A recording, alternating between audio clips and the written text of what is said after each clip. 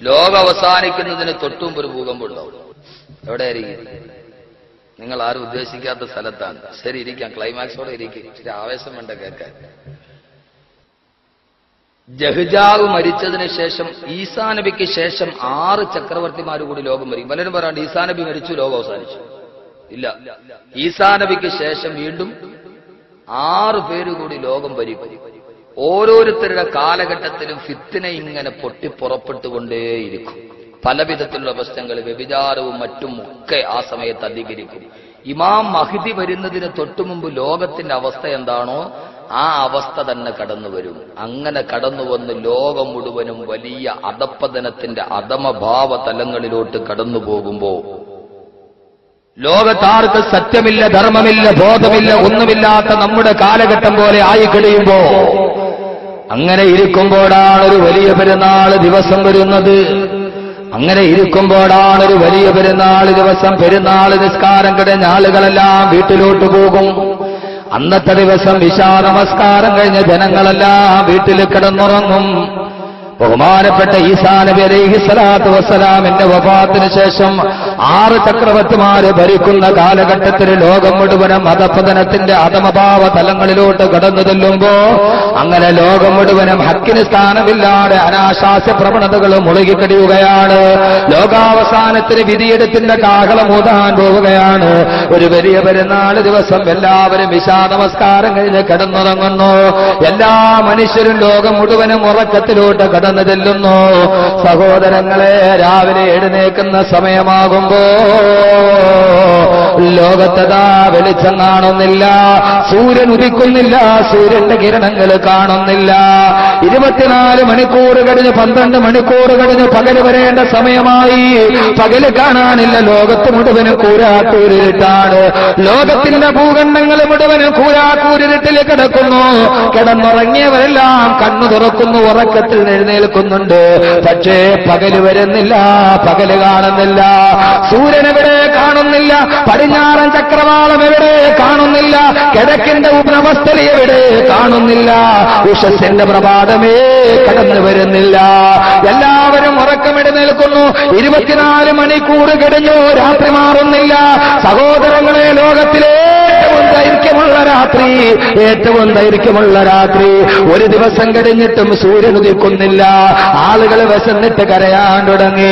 ആടുമാടുകൾ നിലവിളിക്കുന്നു, വന്യമൃഗങ്ങൾ കിടന്ന് മുരളുന്നു. ആളുകൾ മുഴുവനും നിലവിളിക്കുന്നു, വിശന്നിട്ട് സഹിക്കാൻ കഴിയുന്നില്ല. ലോകം മുഴുവനും ഒരു തരിമ്പിന്റെ വെളിച്ചം പോലുമില്ല. അല്ലാഹുവിന്റെ റസൂല് പറഞ്ഞു, അന്ന് ആളുകൾ മുഴുവനും വിളക്ക് കത്തിക്കാൻ നോക്കും. അവര് വിളക്ക് കത്തിക്കാൻ നോക്കുമ്പോ പ്രകാശത്തിന് ഏതൊക്കെ മാർഗങ്ങളുണ്ടോ അന്ന് തീപ്പെട്ടി ഉരസിയാൽ കത്തുകയില്ല, വിളക്ക് കത്തിച്ചാല് വരികയില്ല, ലൈറ്റ് ഇട്ടാല് സ്വിച്ച് ഇട്ടാല് ലൈറ്റ് തെളിയുകയില്ല. പ്രകാശത്തിന്റെ മാർഗങ്ങൾ ഏതൊക്കെയുണ്ടോ അതെല്ലാം നഷ്ടപ്പെട്ടു പോകും. 24 മണിക്കൂർ അങ്ങനെ കഴിയും. ആളുകളുടെ ദീനരോധനങ്ങൾ ഉയരാൻ തുടങ്ങി, വന്യമൃഗങ്ങൾ കരയാൻ തുടങ്ങി, കോഴികളും പറവകളും ഭീതിതമായ അലർച്ചയോടെ കരയാൻ തുടങ്ങി. മനുഷ്യൻ വിശന്നിട്ട് കിടന്ന് വിലവിളിക്കാൻ തുടങ്ങി. 48 മണിക്കൂർ കഴിഞ്ഞു. വലിയ പെരുന്നാളിന്റെ ദിവസം ഇശാ നിസ്കാരം കഴിഞ്ഞ് കിടന്ന ആളുകൾ 2 ദിവസം പൂർണ്ണമായി കഴിഞ്ഞു. സൂര്യനെ കാണാനില്ല. എല്ലാ ദിവസവും കിഴക്ക് നിന്നുദിച്ച സൂര്യ, പടിഞ്ഞാറ് പോയി അസ്തമിച്ച സൂര്യകിരണങ്ങളെ, എവിടെയാണ് നിങ്ങൾ മാറിപ്പോയത്? ലോകം മുഴുവനും നിലവിളിയുടെ ദീനരോധനം ഒലിഞ്ഞു കേൾക്കുമ്പോ, ലോകത്ത് മുഴുവനും ഒരു തുള്ളി വെളിച്ചമില്ലാതെ മനുഷ്യരും നാൽക്കാലികളും കിടന്ന് പൊട്ടിക്കരയുമ്പോ, അതാ 72 മണിക്കൂർ പിന്നിട്ടു. 72 മണിക്കൂർ പിന്നിട്ടു. 72 മണിക്കൂർ പിന്നിട്ട് കഴിയുമ്പോ, 72 മണിക്കൂർ പിന്നിട്ട് കഴിയുമ്പോ, അതാ ദിവസങ്ങൾ കഴിഞ്ഞ് മനുഷ്യൻ മുഴുവനും വയറുപോലും വിശപ്പ് കൊണ്ട് മാന്തിപ്പറിക്കുമ്പോ, 72 മണിക്കൂർ കഴിയുമ്പോ എവിടെ നിന്നോ ചെറിയ ചെറിയ പ്രകാശങ്ങൾ കടന്നു വരുന്നത് പോലെ, എവിടെയോ ഒരു തീപ്പെട്ടിക്കൊള്ളി കത്തിച്ചതുപോലെ ഒരു ചെറിയ ചെറിയ പ്രകാശം കടന്നു വരികയാണ്.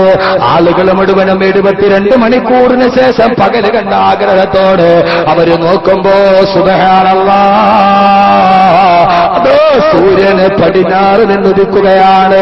സൂര്യൻ പടിഞ്ഞാറ് നിന്നുദിക്കുകയാണ്. ഗ്രഹണം ബാധിച്ചതുപോലെ, ഗ്രഹണം ബാധിച്ചതുപോലെ, ഗ്രഹണം ബാധിച്ചതുപോലെ പോലെ അതാ ഇത്ര നാള് കിഴക്കുന്നിനുദിച്ച സൂര്യൻ, ഈ പ്രപഞ്ചത്തിന്റെ തുടക്കം മുതൽ ഒടുക്കം വരെ കിഴക്കുന്നിനുദിച്ച സൂര്യൻ അതാ പടിഞ്ഞാറ് നിന്നുദിക്കുകയാണ്. ഗ്രഹണം ബാധിച്ച രോഗിയെ പോലെ സൂര്യഗോളം മെല്ലെ മെല്ലെ ആകാശത്ത് കൂടി നടക്കുന്നു. മനുഷ്യര് പരിഭ്രാന്തിയോടെ എഴുന്നേൽക്കുന്നു. അള്ളാഹു കാത്തുരക്ഷിക്കട്ടെ, അള്ളാഹു കാത്തുരക്ഷിക്കട്ടെ. ആ സൂര്യൻ നടന്ന് നടന്ന് ആകാശത്തിന്റെ മധ്യഭാഗത്തെത്തും.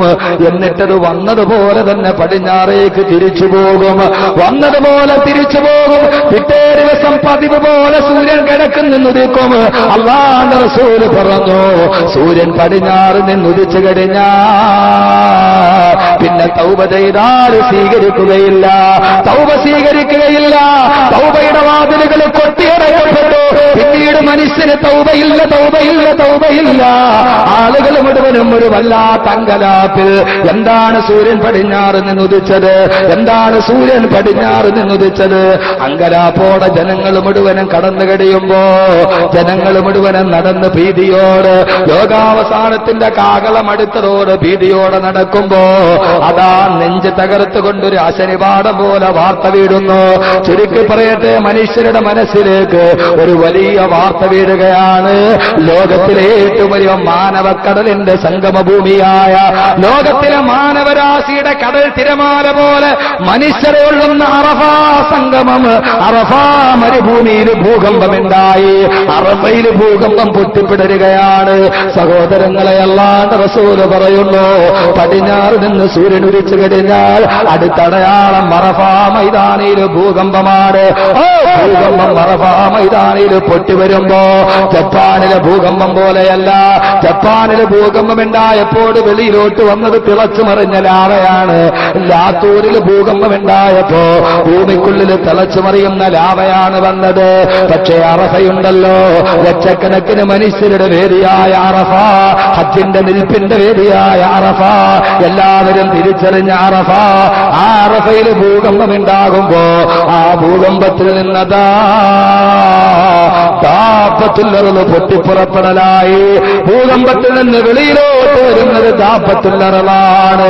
അല്ലാഹുവിന്റെ ഖുർആൻ തന്നെ പറഞ്ഞതല്ലേ, വഅഖ്റജ്നാ ലഹും ദാബതൻ മിനൽ അർളി തുകല്ലിമുഹും അന്നന്നാസ കാനൂ ബിആയാതിനാ ലാ യൂഖിനൂൻ.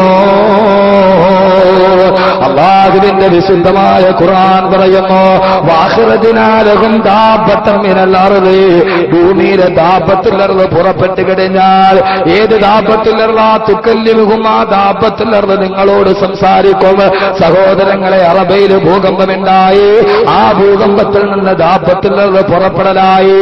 എന്താ ദാബത്തുല്ലർള് എന്ന് പറഞ്ഞാൽ എന്താണെന്നറിയുമോ?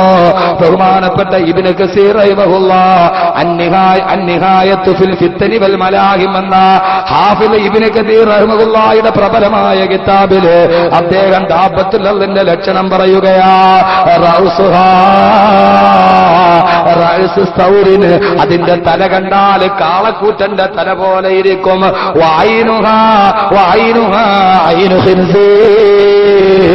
ദാബത്തുല്ലർളിന്റെ കണ്ണ് കണ്ടാൽ പന്നിയുടെ കണ്ണ് പോലെയാ. അതിന്റെ ചെവിയാണെങ്കിലോ ആനയുടെ ചെവി പോലെയാ. ബഹുമാനപ്പെട്ട ഇബ്നു കസീർ റഹിമഹുല്ലാഹ് പറയുകയാ,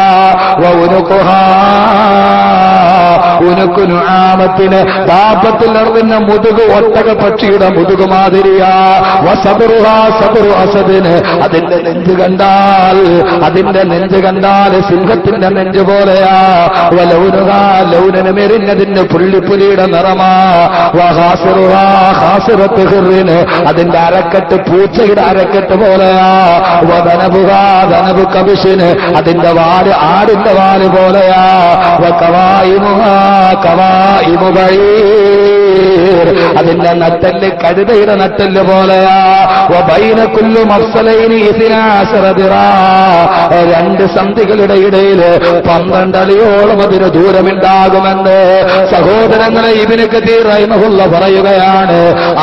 ആ ദാബത്തുല്ലർള് പറഞ്ഞാൽ കാളക്കൂട്ടന്റെ തലയുള്ള, പന്നയുടെ കണ്ണുകളുള്ള, ആനയുടെ ചെവികളുള്ള, പള്ളിപ്പുലിയുടെ നിറമുള്ള, ഏറ്റവും ആളുകൾ ഇതേവരെ കണ്ട കണ്ടിട്ടില്ലാത്ത ബഹുമാനപ്പെട്ട ഇബ്നു കസീർ റഹിമഹുള്ള പറയുന്നു, വയഖ്റുജു മഅഹാ അസാ മൂസാ, ദാബത്തുള്ളതിന്റെ വലത്തെ കയ്യിൽ മൂസാ നബിയുടെ വടയുണ്ടാകും. വഖാതമു സുലൈമാൻ,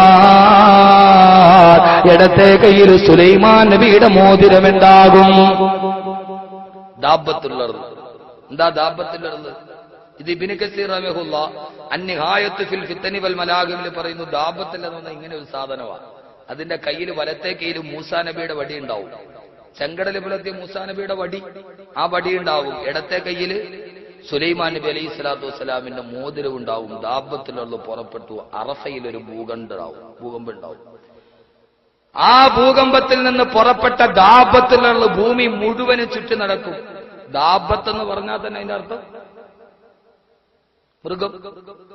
ദാബത്തുൽ അർദ് എന്ന് പറഞ്ഞാൽ ഭൂമിയിലെ മൃഗം. ദാബത്ത് എന്ന് പറഞ്ഞാൽ അതിന്റെ അർത്ഥം തന്നെ മൃഗം എന്നാണ്. ഖുർആൻ പറഞ്ഞത് അതൊരു മൃഗമാണ്, അത് മനുഷ്യനല്ല. പല രൂപങ്ങളുള്ള ഒരു മൃഗങ്ങളുടെ പല ഭാഗങ്ങൾ കൂട്ടിച്ചേർത്ത ഒരു മൃഗം.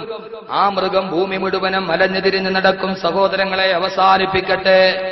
കാണുന്നവരുടെ എല്ലാം മുമ്പിൽ മുഅ്മിനീങ്ങളെ കാണുമ്പോ ദാബത്തുള്ളത് മൂസാ നബിയുടെ വടി കൊണ്ട് മുഅ്മിനീങ്ങളുടെ മുഖത്ത് തടകും.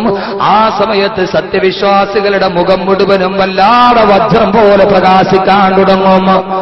ബഹുമാനപ്പെട്ട മൂസാ നബി അലൈഹി സ്വലാത്തു വസ്സലാമിന്റെ മടി കൊണ്ട് ഈ ദാബത്തിൽ നിന്ന് മനുഷ്യരുടെ മുഖത്ത് തടകുമത്രേ. ആ സമയത്ത് മുഅ്മിനീങ്ങളുടെ മുഖം വല്ലാതെ പ്രകാശിക്കാൻ തുടങ്ങും.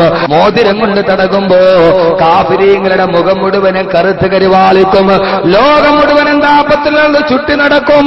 അങ്ങനെ മുസ്ലിമീങ്ങൾ മുഴുവനും മുഖം പ്രകാശിച്ചവരായി, കാഫിരീങ്ങൾ മുഴുവനും മുഖം കറുത്തവരായി. ലോകത്ത് രണ്ട് വിഭാഗമല്ലാതെ പിന്നെ മറ്റാരുമില്ല. ഒന്ന് മുഖം പ്രകാശിച്ച മുഅ്മിനീങ്ങൾ, രണ്ട് മുഖം കറുത്ത കാഫിരീങ്ങൾ. ഇങ്ങനെ ലോകത്തുള്ള മുഴുവൻ ആളുകളെയും രണ്ടായിട്ട് വിഭജിച്ചു കഴിയുമ്പോ അതാ ലോകത്ത് നമ്മൾ ഒരിക്കലും കേൾക്കാൻ ആഗ്രഹിക്കാത്ത ലോകാവസാനത്തിന്റെ ഏറ്റവും അവസാനത്തെ അടയാളം വരികയാണ്. ഏതാണ് അടയാളമെന്നറിയുമോ? മുഖം പ്രകാശിച്ച മുസ്ലിമീങ്ങൾ മുഴുവനും ഈമാനിന്റെ പ്രഭയോടെ നിൽക്കുമ്പോ അതാ കഅബാലയം പൊളിക്കലായി. ലോകത്തുള്ള മുസ്ലിമീങ്ങളെ നെഞ്ചു തിരിച്ച് നിസ്കരിച്ച കഅബാലയം പൊളിക്കപ്പെട്ടു എന്ന വാർത്ത വരുമ്പോ എന്റെ സഹോദരങ്ങളെ, 60,000-ഓളം വരുന്ന പടയാളികൾ കഅബാലയം പൊളിക്കാൻ വേണ്ടി ഹറമിന്റെ ഉള്ളിലോട്ട് കടന്നു കയറും.